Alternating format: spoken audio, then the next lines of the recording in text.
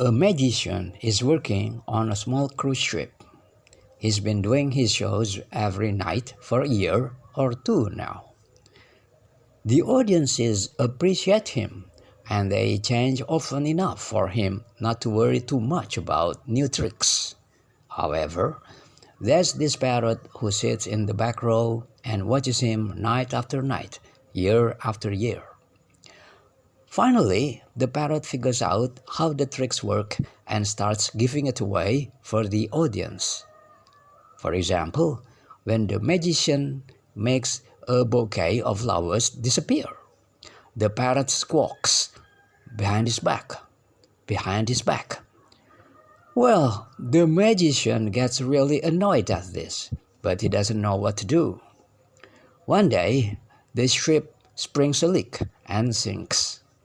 The magician manages to swim to a plank of wood floating by and grabs on. The parrot is sitting on the other end of the plank. They just stare at each other and drift. They drift for 3 days and still don't speak.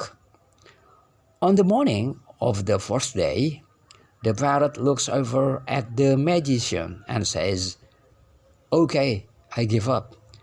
Where did you hide the ship?"